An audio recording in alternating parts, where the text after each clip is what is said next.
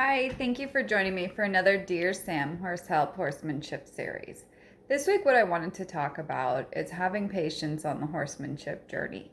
I think it's a constant struggle for a fair amount of folks, irrelevant of what they're working on with their horse, that there's always kind of that voice in the back of many people's heads that's urging them to do more, or wondering if they're doing enough, or feeling like maybe they're getting left behind in accomplishing things with their horse as they hear stories of other people. And, I wanted to share a gentle reminder that every single horse human combination is separate from the next. And you can't compare, irrelevant of the horse's age, the experience, the human's experience, or otherwise. Each partnership has their own journey and will have different challenges that come up along the way.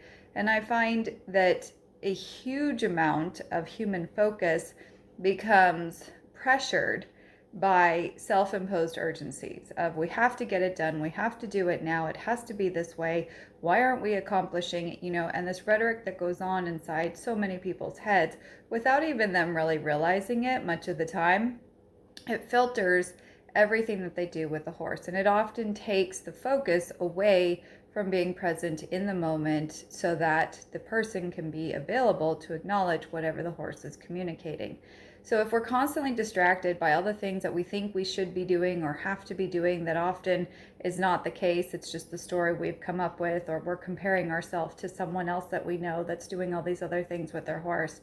We're often limiting our availability and our mental presence to really be there to offer supportive, specific, quality, effective communication with the horse. And then we get frustrated when our horse doesn't respond as we would like, or fast enough, or whatever it is in the situation. And then it winds up where we offer these critical responses because we get emotionally frustrated, and then the horse gets defensive, and things can deteriorate really, really quickly. So I find that, it's like people have to be told, and I've actually had students tell me this, that I was the first instructor that ever gave them permission to take the time that they needed to do something. Meaning, if the human isn't clear in the first place of what it is that they were communicating, why are they communicating it, how they're communicating it, and what the horse's feedback is, there's just a whole lot of chaos and hopefulness and gray area communication that's going on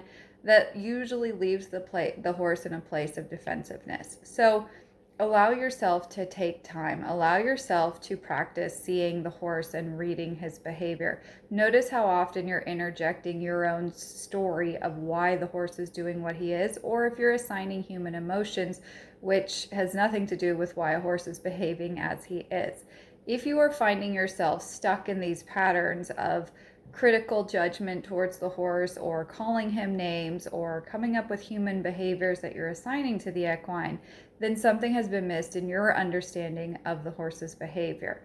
And perhaps you need to take some time to step back and learn how to interpret the horse's behavior from what the horse is experiencing versus from your place of judgment or critique or unreasonable expectation, if you haven't built a solid foundation in how you're communicating in a way that doesn't cause the horse to be defensive. I'd love to hear your thoughts. I'll see you next time.